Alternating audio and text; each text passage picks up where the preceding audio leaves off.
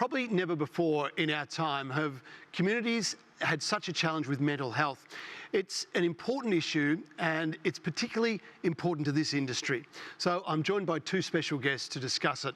Dean Jenkins from MaxiTRANS and Barry Dubois, who's an ambassador for Are You OK, gentlemen? Good to see you both. Dean, if I can start with you, MaxiTRANS has been an industry leader in supporting mental health and mental health awareness. Tell us about your association with Are You OK? Hi, Mark. How are you? Yeah, listen, we've been involved since 2017 with Are You OK?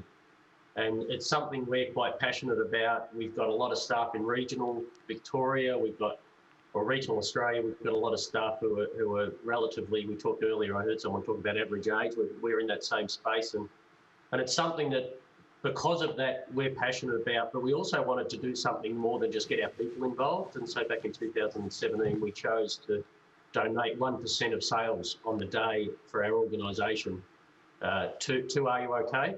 And we saw that as a great way to get our customers and our suppliers involved as well, because it's something that the industry is passionate about. It's an important issue for our industry. And we've managed to raise, with our customers, $60,000 over the last 3 years, or almost $60,000 for Are You OK? And it's something we're definitely going to continue to do, because our people, our customers and our suppliers have all grabbed it and run with it with a passion, which is fantastic. Yeah, Dean, that is awesome. And as you say, when you connect with your community, that really makes a massive difference. Now, Barry, as an Are You OK ambassador, what's the importance of what MaxiTRANS are doing? How does that help? It's incredibly important, but before I go on to how important that is, I just want to give you a little bit of a background of why I'm involved with Are You OK? For 30-odd years, I was a builder and developer, a bit of an entrepreneur. Like a lot of truckies, saw myself as an alpha male, but through a couple of events around 2002 through to about 2004, I found myself in a really, really dark spot. On the outside, business was great, and I seemed like a man's man, so to speak, and very much played the alpha male role. But inside, I was desperately dark and considered leaving this planet, to tell you the truth. I was in a spot that I could see no return from.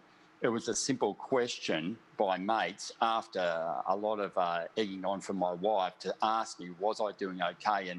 And then they let me know that they sometimes weren't doing okay. And it was that allowed me to start motoring out of that deep depression I was in, to mind the trucky pun there.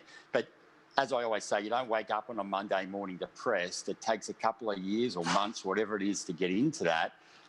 Once that conversation had been had, I started to motor out of it. So as soon as I got a platform on TV, I wanted to be a part of Are You OK Day movement and use my platform to share that message. But as far as how important it is for the trucking industry, I mean, it's incredible. And what Dean and the team are doing there by helping us is allowing us to put in place initiatives and awareness programs, how you can make sure your friends, your colleagues, your mates don't get into this position. And if they do, how you can recognise it and help them out of it. Barry, yours is an incredible story, and sadly it's not dissimilar to a lot of people, and particularly probably a lot of men. And this is a tough time at the moment. Can I ask you, having been on both sides of it now, for most of us it's challenging to start that conversation with a mate, to actually hit the button and ask the question.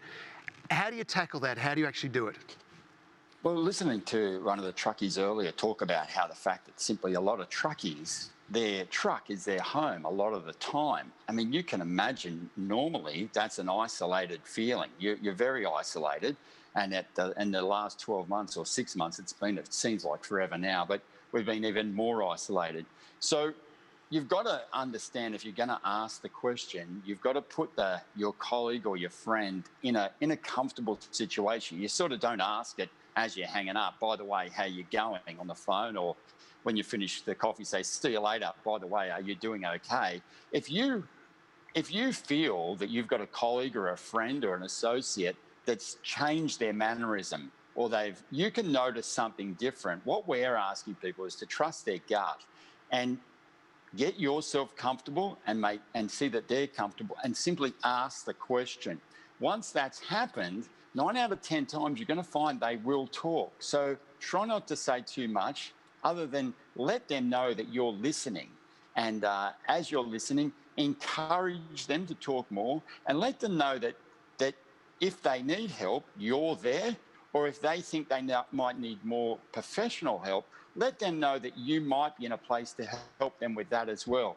And then that's the beauty of a conversation. And once that's done, check in with him a couple of days or a couple of weeks later. Yep. It's simple humanity. We listened to Daniel earlier from Daimler talking about how important communication is in business. In humanity, it's even more important. And, you know, I'm very impressed with what I've seen so far on the event today. But it is about communication, but meaningful communication. Barry, there couldn't be a stronger message. That's fantastic. Thank you for that. Dean, just a final one to you. Now that you've worked with Are You OK, and you guys, you've been outputting and putting in money to the organisation, which is great. I'm wondering, what has the organisation got back out of it? Has it had any impact or changed your people at all? Listen, I think it's been fantastic for our people for a number of different areas. I think for the people that Barry was just talking about, we've actually got to the point now where there was so much discussion about it. In the last couple of years, we've trained over 30 mental health first aiders. And it's been astounding that in some cases, those mental health first aiders are being used more in our business today than the traditional safety first aider. Sure. Which is scary, but a positive thing, I guess, that at least they're being used now. And a couple of years ago, they weren't. We didn't have them. Yeah. And so we've done that. We've got a lot more discussion happening in our organisation. And one of the other things is it's actually also helped some of our smaller suppliers. We've got a lot of relatively small suppliers in our industry. All of us do.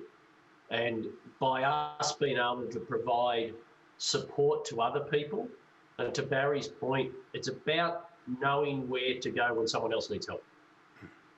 And I think for us, that's been amazing, and our people are proud of it, and they should be, because it's something that, you know, we can see we've made a difference for some of our workmates, some of our customers, and some of our suppliers, and that's got to be a good thing. Even if we only make one bit of difference, it's better than we were doing it a couple of years ago. Absolutely, and Dean, good on you, and good on MaxiTRANS, because that's a shining light in the area, and you're setting an amazing example for others to take a look at and say, hey, this is what we can do, this is how we get involved. Barry, great to see you. Thank you very much for your message today too, and just powerful stuff, guys. Much appreciated. All the very best. Thank you very much. Thank you. Good luck, guys. Talk soon.